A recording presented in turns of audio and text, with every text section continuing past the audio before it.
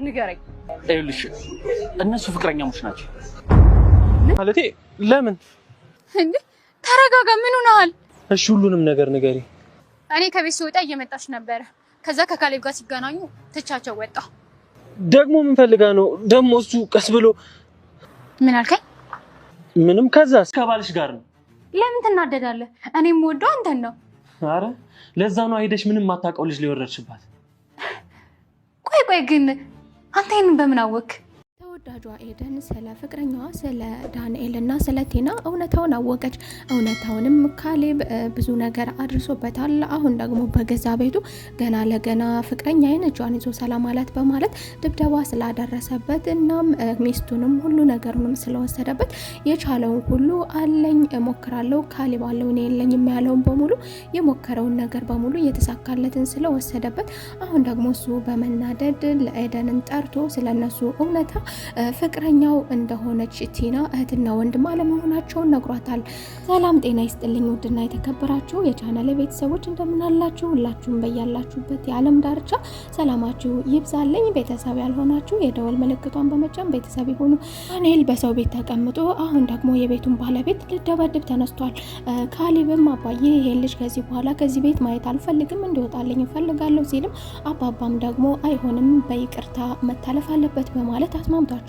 አባዬ ከዚህ በኋላ እኔ ከሱ ጋር መቀመጥ አልፈልግም በማለት እሱ ደግሞ ካሌብ ደግሞ ትዕግስቱን ጥግ ድረስ እንደጨረሰና ከዚህ በኋላ እሱንም ይሁን ያችን መታገስ እንደማይችል ከቤት እንዳስወጣለት ቢነግረው አባባ ደግሞ አይሆንም በማለት ዳንኤልንም ይቅርታ እንዲለውና ካሌብም ደግሞ ይቅርታ እንዲለው አድርጎ አስማምቷቸዋል። ካሌብ ግን በጭራሽ እኔ እሱን ይቅርታ አለልም በማለት በመበሳጨት ወደ ውጭ ጥሏቸው ወጥቷል። ቲና ደግሞ ከውጭ ሰው መጥቶ በር ሲያንኳኳ ቲና በሩን ከፍታለች። ቲና በሩን ስትከፍት ወደ ቤት መታ የነበረችው ኤዱ ነበረች። ኤደን ወደ ቤት ስትመጣ በር ላይ ሲገናኙ ቲና ምኑ እንደሆነችና ከዚህ ቤት እግር ያበዛችው ለምን እንደሆነ እየጠየቀቻትና ከዚህ ቤት ለምን እንደምትመጣ እንዲሁም ደግሞ በመሳደብ በማመናጨቅ እንድትመለስ አድርጋት ነበር። ካሌብ ወደ ውጭ እየወጣ ስለነበረ በር ላይ እሱ ደርሶባት ነበረና ቲና የፈለገችውን ነገር ለመናገርና የፈለገችውን ነገር ለማግኘት ልጅቷንም ለመመለስ ልጅቷ ጋር ጥግ ድረስ እስከ መጨረሻው ድረስ ምን እንደሆነች ለማጣራት ጊዜ አልሰጣትም። ስለዚህ እሱ ሲመጣባት እሷም ተመልሳ ወደ ውስጥ ገባች። ኤደንም ደግሞ ልትወጣ ከሆነ ችግር የለውም እኔ አባባን ለማግኘት ነው የመጣሁት ስትለው እሱም ደግሞ እሺ ችግር የለውም እኔን ያስገባሻለሁ በማለት ውስጥ ድረስ አስገብቷት እሱ ደግሞ የምትፈልጊው ነገር ካለሽ ደውይልኝ እኔ ወደ ውጭ እየወጣሁ ነው በማለት ጥሏቸው ወደ ውጭ ይመጣል። ኤደንም ወደ አባባ በመምጣት አባባ እኔ ግራ እየገባኝ ነው ሰላም አይደለሁም በማለት ለአባባ ቅሬታ ትነግረዋለች። አባባም ደግሞ አንቺ ጠንካራ ልጅ አይደለሽ እንዴ ምንድነው የምትፈልጊው ለምንድነው እንደዚህ ደካማ የምትሆኚው በማለት እሱም መክሯታል። እሷ ግን በዳንኤል ተስፋ ቆርጫለሁ ሁሉ ነገሩ አልተመቸኝም የማናገረው ነገር ተስፋ ቢስነቱ ሁሉ ነገር ስትለው አባባ ደግሞ ከመናገር ይልቅ አንቺ አስተዋይ ልጅ ነሽ ሁሉንም ነገር ድርጊቱን ተከታተዩ አሁን ምንም እምልሽ ነገር የለም በማለት በዚህም የተበሳጨችው ቲና ደግሞ ስለዚህ ሚስጥር ግን ምን ሆናት ማናት ይች ልጅ ከዚህ ቤት ለምን መመላለስ አበዛች ስለዚህ ሚስጥር ትሁት ታውቅ ይሆናል ነገር ግን ደግሞ ትሁት ለእኔ ክፉ ናት ይሄን ነገር ልትነግረኝ አትችልም በቃ አሁን ያለኝ አማራጭ ዳንኤልን ለመጠየቅ ነው በማለት ወደ ዳንኤል ለመጠየቅ ስልክ ትደውልለታለች። ዳንኤልንም አሁን መገናኘት አለብን በማለት ትደውልለትና ወደሱ ትሄዳለች። ዳንኤልን አገኘችውና እሱ ደግሞ ምን እንደፈለገችና ለምን ባስቸኳይ እንደጠራችው ይጠይቃታል። አልገባኝም አንተ ልጅ እኔ በፈለኩት ሰዓት አንተ ማግኘት አልችልም ማለት ነው ለምንድነው እንደዚህ የምጠይቀኝ ስትልም መልሳለታለች። እሱም አይ ምን ተፈጥሮ ነው የተፈጠረ ነገር ካለ ብዬ ነው እንጂ እንደዛማ ማለት አይደለም ሲልም እሷም ደግሞ እቤት የምትመላለሰው ልጅ መታ ነበር ቆይ ግን ምናቸው ናት ምንድነው ለምንድነው እግር ያበዛችው እኔ ሳስባቸው እና ስመለከታቸው ከርቀት ስመለከታቸው እኔ ለማጣራት ልጅቷ እሷን ለማናገር ሞክሬ ነበር፣ ነገር ግን ካሌብ መጣብኝና አልቻልኩም። ከርቀት ስመለከታቸው ግን ፍቅረኛሞች ይመስሉኛል በማለት ለዳኒ አስደንጋጭ ዜና ነግረዋለች። ዳኒም ደግሞ ግርግር ይታይበታል፣ ቅሬታ መረበሽ ይታይበታል። በዚህም የተበሳጨው ዳንኤልም ምላሹ ፍቅረኛው እንደሆነች ለመናገር ምንም አልቀረውም ነበር። እሷም ግራ ተጋብታለች። ዳንኤል ግን ቆይ ግን ግራ ገብቶኛል፣ ምን እያደረክ ነው? ምን እየሆንክ ነው? እኔም አልተበሳጨው፣ እኔም ሚስቱ አልተበሳጨው፣ አንተ ምንድነው እንደዚህ የሚያደርግህ ስትልም ቆይ አንቺ ምን እያልሽ ነው እያለ የማይሆን ማስተባበያ ይሰጣታል። ምላሽ የለውምና ማስተባበያ ብቻ ይሰጣታል። እሱም እንግዲህ መታገስ ስላልቻለ የምትነግረውን ነገር በሙሉ እሷን ቁጭ አድርጎ ጥሏት ይሄዳል።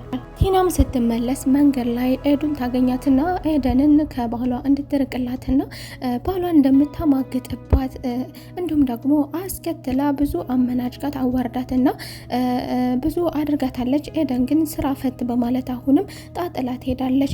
ዳ የተጋባቸው ኤደንም ዳንኤል ሰው መስሏት ለሱ ታማክረዋለች። ዳንኤል ግን ከዛ ቤት ያለው ነገር ግራ ገብቶኛል የእህትህ ነገር በማለት ቲና ያደረገችውን ነገር ትነግረዋለች። እሱም ደግሞ ይኸውልሽ አንድ ምክር ልምገርሽ፣ አንቺ ብዙ የማታውቂው ብዙ ነገር ስላለ ከዛ ቤት አትሄጂ በማለት እና አባባ ጋር እንዳትገናኝ ሚስጥሩ እንዳይታወቅበት ይነግራታል። እሷም ምንድነው ሚስጥሩ ስትለውም ብቻ የምነግርሽን ስሚ፣ ከዛ ቤት አትሄጂ፣ ካሌብ በጣም መጥፎ ሰው ነው በማለት ወደዛ ቤት እንዳትሄድ መጥፎ ምክር የሌለበትን ካሌብ መጥፎ ነገር ይመክራታል።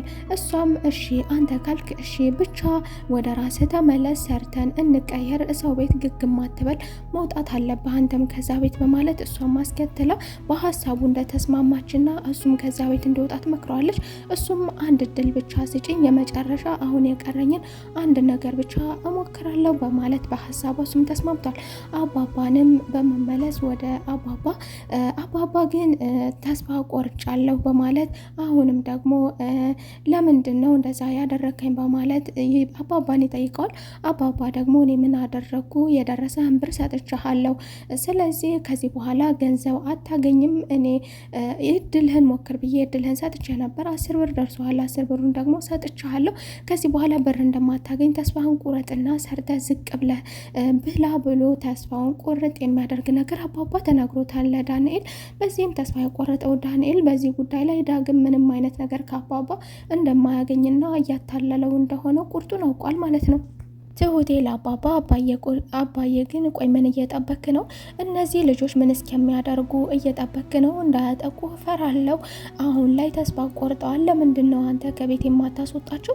ምን እየጠበክ ነው? በማለት ለአባባ ሀሳብ አንስታለች። አባባም ደግሞ እየውልሽ ልጄ አውቃለሁ፣ ነገር ግን አሁን ላይ እነዚህ ልጆች ተስፋ ስለቆረጡ ምን እንደሚያደርጉ አይታወቅም። ስለዚህ አይናችን ስር እዚሁ መቀመጥ አለባቸው ሲልም አባባም ልጁ መብሸቁንና መበሳጨቱን በእነሱ እየተቃጠለ መሆኑን ልጁ ወደ አጉል ጭንቀት እያመራ መሆኑን የተረዳው አባባ ልጄ ተረጋጋ፣ የእነሱን ድርጊት እየተከታተልክ አትብሸቅ፣ እኔ አሁን የማላስወጣበትን ምክንያት በማለት ምክንያቱን አባባ ለካሌብ ይነግረዋል። ይኸውልህ ልጄ አሁን ከዚህ ቤት ቢወጡ ምን እንደሚያደርጉ አናውቅም። ስለዚህ ከቤት መቀመጣቸው ከዚሁ አይናችን ስር መቀመጣቸው ለእኛ ይጠቅመናል።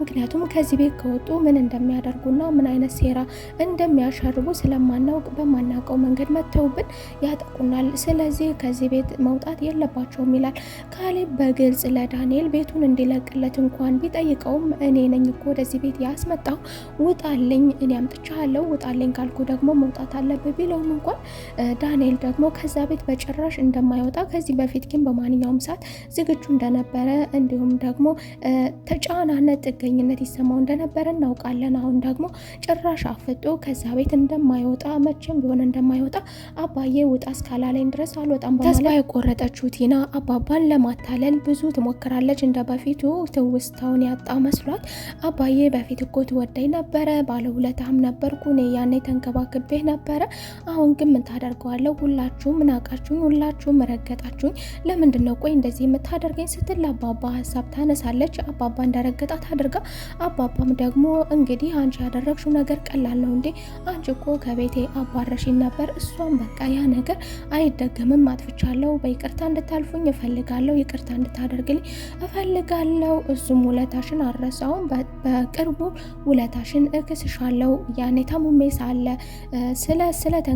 ስለተንከባከብሽ ነው እንጂ የቀረማ አንድም ቀን ከዚህ ቤት አላሳድርሽም ነበር ሲል አሁንም መልሶ ሸንግሏታል።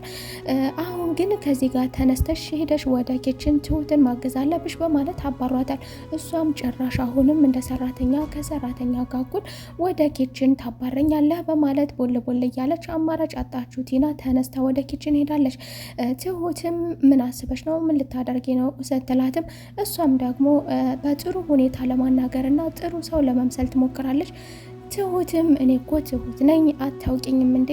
አሁን ቀጥ ብለሽ እቃውን ጠቢ ትላታለች።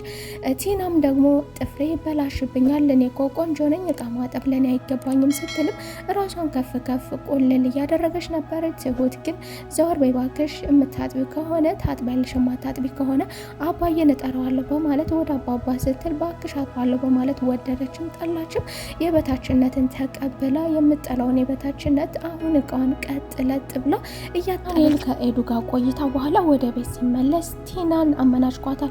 ቲና ደግሞ ምንድነው አልገባኝም ስለምን እንደምታወራ ብትለውም እሱም ደግሞ ምን አይነት ፍጥረት ነሽ? እንዴት ምንም የማታውቀው ልጅ እንዴት ሄደሽ ትደበድቢያለሽ የሰው ሰው በማለት ኤዱን ተመክቶ ቲና ላይ ይወርድባታል። ቲናም አልገባኝም ስለምን እንደምታወራና ስለማን እንደምታወራ ብትለውም ባክሽ ገብቶሻል፣ እንዴት ልጅቷን ትደበድቢያታለሽ ሲልም እሷም ደግሞ ቆይ ባሌን እኮ እያማገጠችብኝ ነው ሲያንሳት ነው በማለት አፍጣባታል።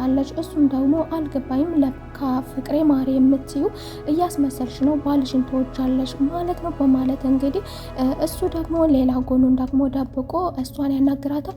እሷ ደግሞ ቆይ አልገባኝም፣ ይሄንን ነገር አንተ እንዴት ልታውቅ ቻልክ? ምክንያቱም ከቤት ስላልነበረ እንዴት ልታውቅ ቻልክ በማለት ጠይቀዋለች። እሱም ደግሞ ይሄንን ያወቅኩት ሲያወሩ ሰምቼ ነው፣ ነገር ግን ይሄ ያደረግሽው ነገር አባባውን እንዴ በማለት እሷ ጋር ይመናጨቃል። እሷም በዳንኤል በመገረም እንደዚህ በማድረጉ ለልጅቷ በመቆርቆሩ የሆነ ነገርና የሆነ የሚያውቀው ነገርና ከሷ የደበቃን ነገር እንዳለ ተጠራጥራለች፣ አውቃለች። ይልቁንስ እሱን ተውና አሁን ምን ማድረግ እንዳለብን ማሰብ የለብንም? አንተ የማይሆን ነገር ወደማይሆን ነገር ራስህን ወደ መደባበቅ ከመግባት ይልቅ ትለዋለች። እሱም ደግሞ ቀጣዩስ ደግሞ ምን ሴራ አዘጋጅተሽ ይሆን ሲልም ጠይቋታል። እሷም ደግሞ ገንዘብ የምናገኝበትን መንገድ እንደ መደበኛ ስራችን ወደኋላ ብንመለስና ገንዘባችንን ይልቅ ብንሰራስ እሱም እንዴት ብለን ልናገኝ እንችላለን? እሷን ማሰብ ነው ያለብን፣ እሱን ማሰብ አለብን፣ ትኩረታችንን እሱን ማድረግ አለብን፣ ትኩረታችንን እሱን ማድረግ ላይ አለብን በማለት በድርጊታቸው የተበሳጨው ካሌብም ለኤደን በመደወል ኤዱን ላገኝሽ እፈልጋለሁ በማለት ወደ ሆቴል ጠርቷትና መነጋገር አለብን በማለት የሚያውቀውን ነገር በሙሉ ዘርግፎ ነግሯታል። እሷም ደግሞ ስለምንድን ነው የምታወራው? ስለምንድን ነው የምታወራው? ምንድን ነው የምትለው? በማለት እንዲሁም ደግሞ አልተቀበለችውም።